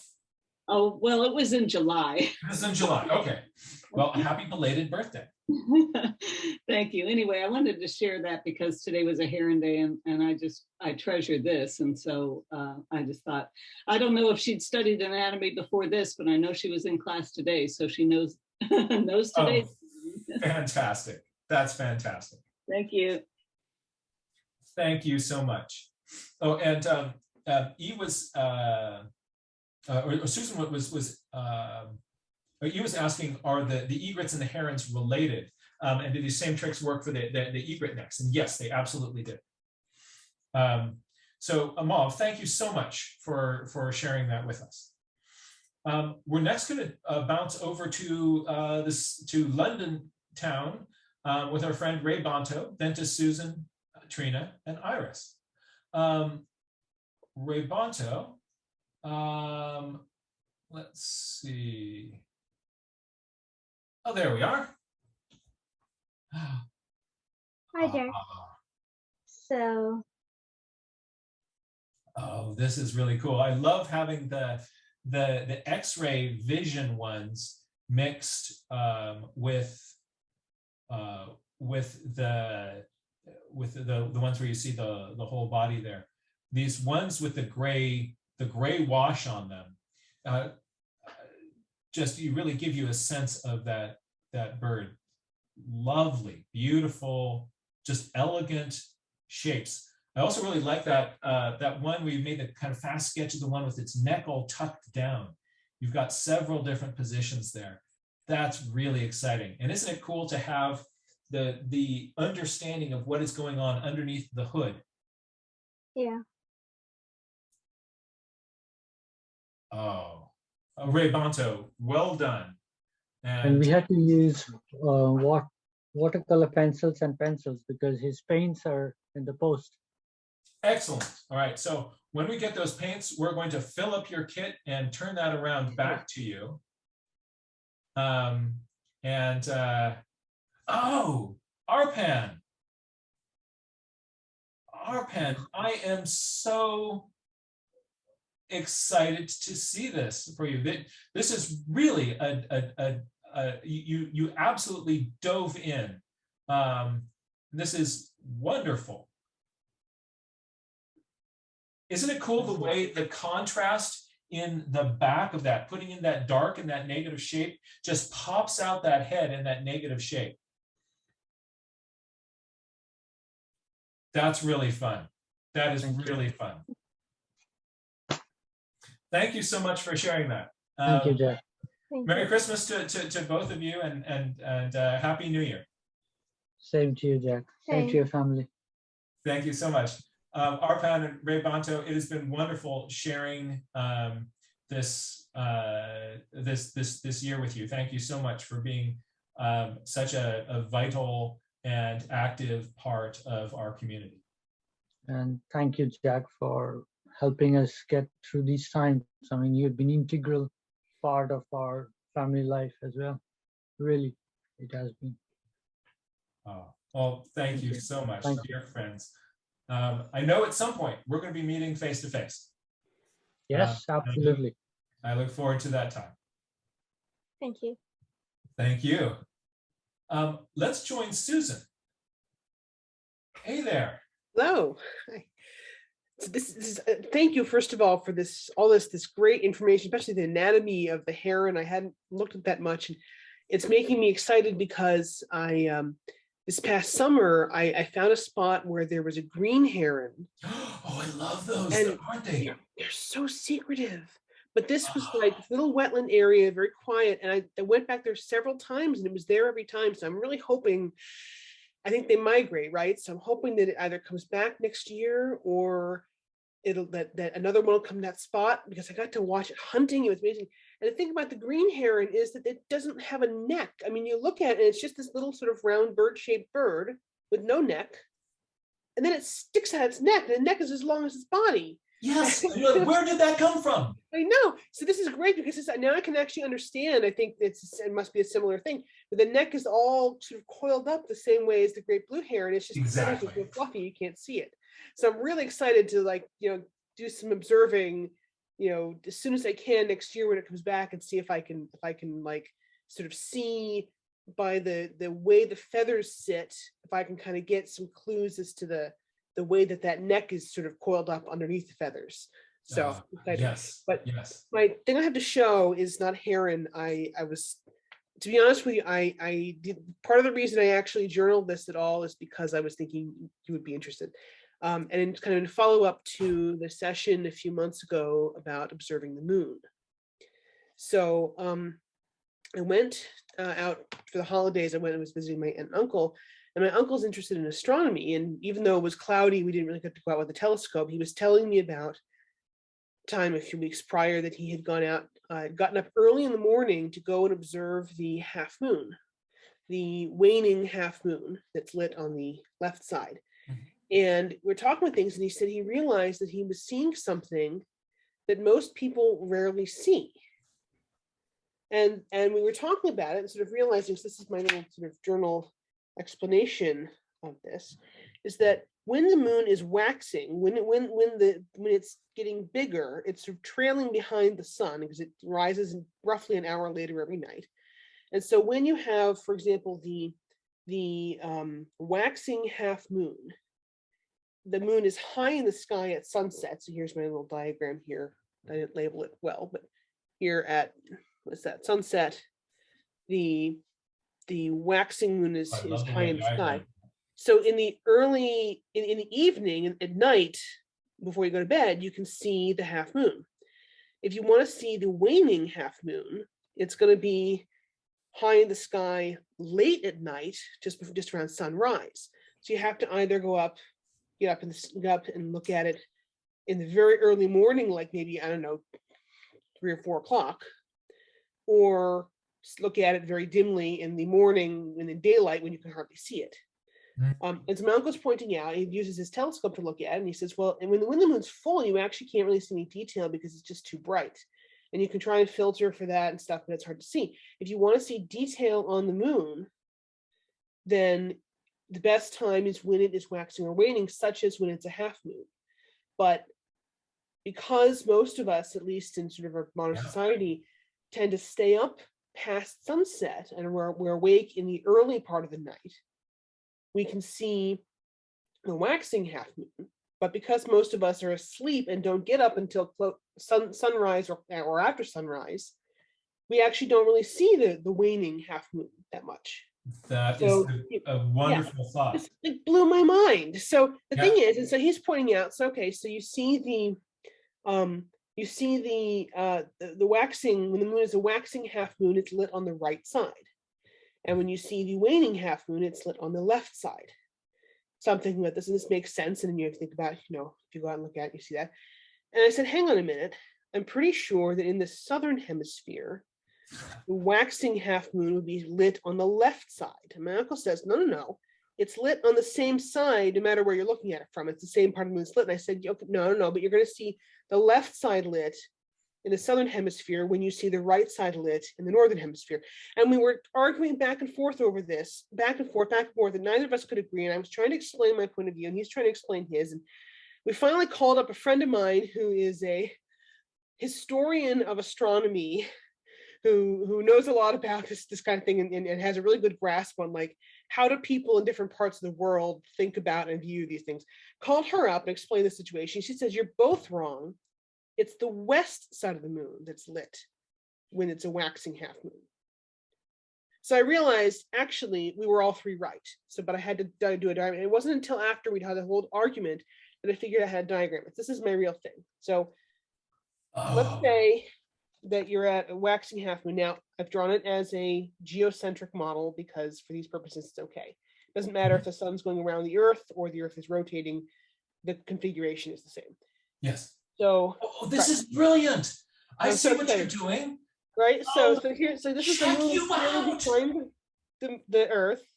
And if you are in the northern hemisphere, you have to look south to be able to see the moon even when it's at its highest point, because it's not right overhead. Yeah. Because you're looking south, if the west side of the moon is lit because it's waxing, that is appearing on the right, which obviously is not, and we normally draw east-west, with east here and west here, but because you're looking south, that's what it is. The person in the southern hemisphere looking at the same moon on the same night has to look north to see it.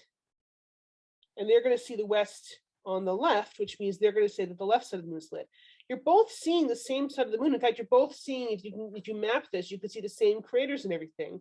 It's just angled differently. And that's when I realized that actually it's all about the angle of the moon, which is what we were talking about a few months ago in that session that we did.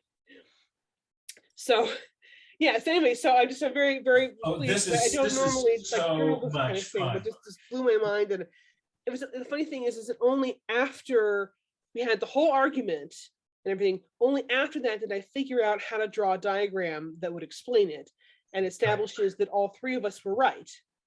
Because if you are looking at the north side of the moon, you are if it's a waxing half moon, you are seeing the right side lit at the same time as someone in the southern hemisphere is seeing the left side lit.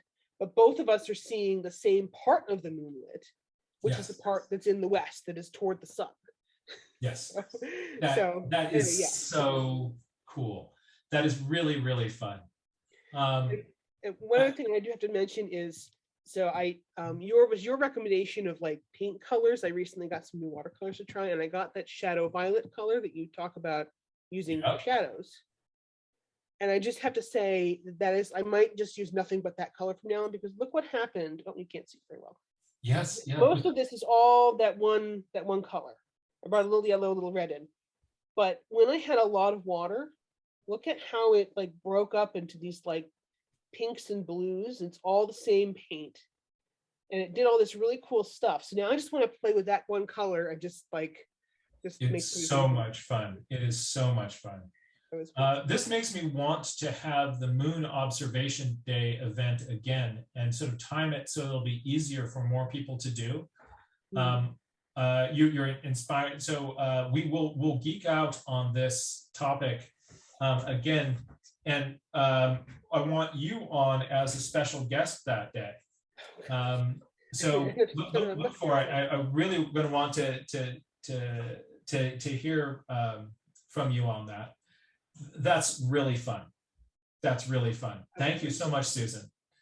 Well, thank you, because I honestly wouldn't have thought to like do all this if not for your talking about the moon beforehand and kind of reminding me that there's a lot of interesting things to see that aren't bugs. Yes, and another thing that I love is that as part of your visualization, to sort of to explain one part of the phenomenon, you popped back to, in a diagram, a geocentric model. And unless you're talking about the other planets, it doesn't matter. You can do geocentric unless you're worried about where Saturn is going. Do geocentric. It's fine. The sun does go around the Earth. That is so much fun. That's really, really fun. I love your brain. Thank you. It was fun. That's great. It was fun. Really exciting. Thank you so much for sharing that. Let's jump over to Trina and then Iris, and then we're going to be wrapping up.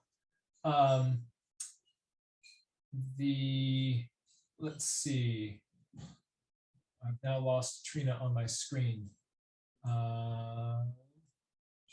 Just a moment ago. Oh, there you are.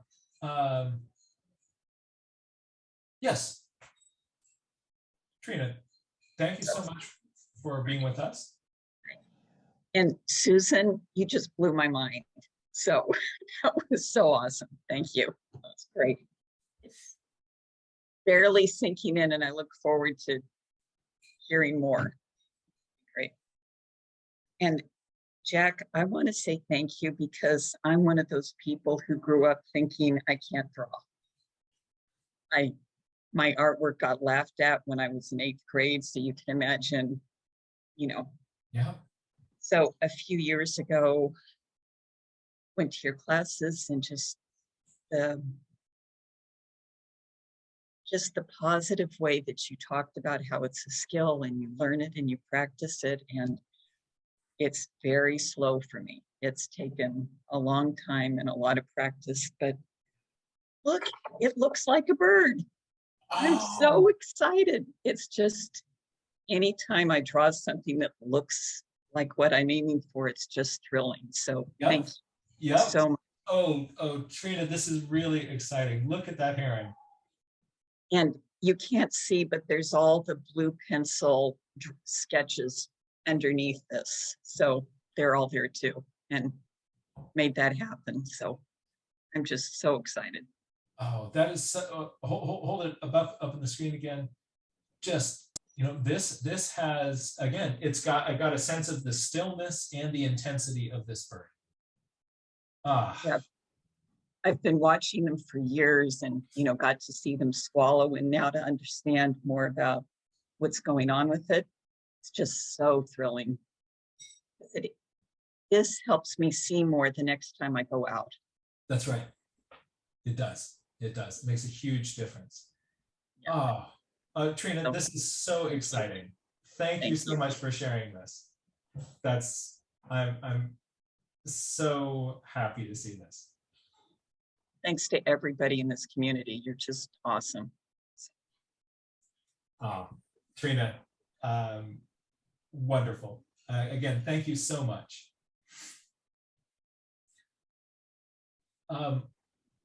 Let's Iris, there we go. Okay. Hi there. Hi. It's just so I don't have since I'm near like keyboards and computers, so I didn't do watercolor on any of them. Mm-hmm. So I didn't color it, but I was able to make some more. So this is the first sketch, which is there's some blue lines in there, but it was just of the X-ray sort of thing. Yeah, yeah. It's kind of hard to see though. Let's see. Oh, yes, yes, yes. And Okay, then hold that closer to the screen and just hold it still for a moment, and then. can't really. I only put the X-ray in the blue line, so you can't see it. Okay. But oh, I can barely see a little hint of those blue lines through. That's going to be really fun. It's neat to see. So you did the X-ray, the bone view with the blue pencil. Yeah. In that. That's neat. And then this is the first word, but then I accidentally used this toning pencil to color the top, and I can't erase it, so it's not as good. Oh, yeah, yeah. Oh, but look at those chevrons going down the front of the chest. Sort of that 3/4 view on the chevrons, and the way those two parts of the neck tuck together really feels very kind of elegant heron. That really feels heron-y to me. Yeah. And then because I wasn't able to color it in any way. I was looking at some other pictures of herons, and here's one of my favorites. Oh, yeah. Those neck angles are unlike any other bird, aren't they? Yeah. And then two flying. Got this one.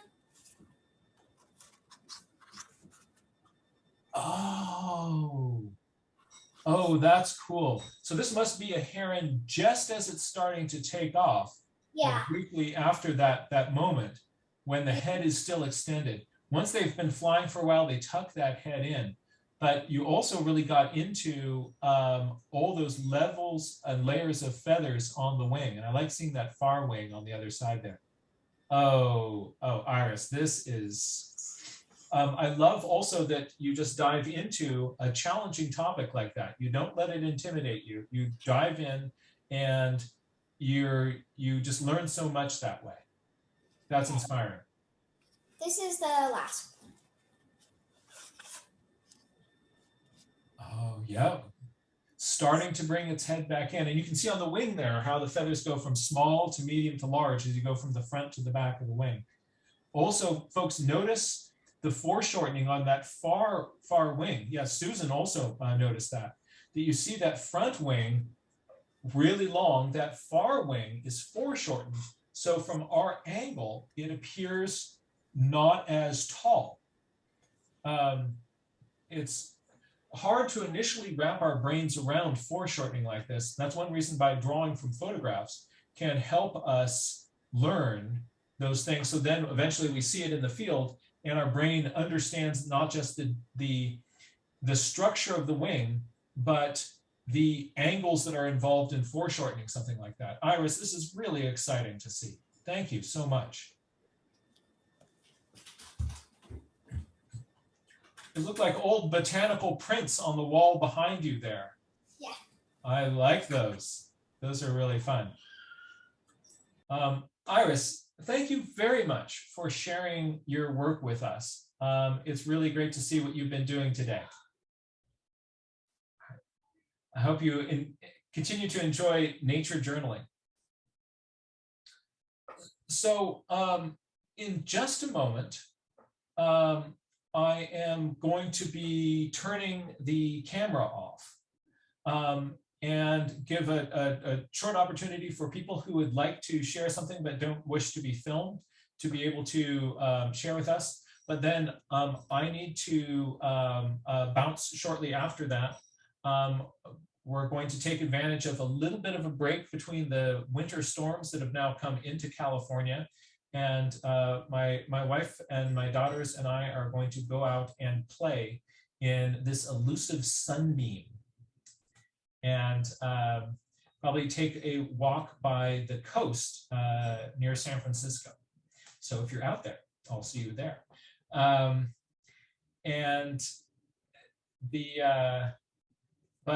Again, I just want to thank everybody in this community so much for being here for us, for each other, for yourself, and for this planet. Together, we're going to continue our work to learn to appreciate the beauties and wonders of this world, motivate ourselves to sort of step up and to protect it. And together, as stewards motivated by love of the world, we can make incredible changes together. And this is also, that work is something that brings us together. There's so much dividing people these days, but finding our heart in nature and together working to protect this beautiful earth is something that we can all take part in. And thank you all for being here.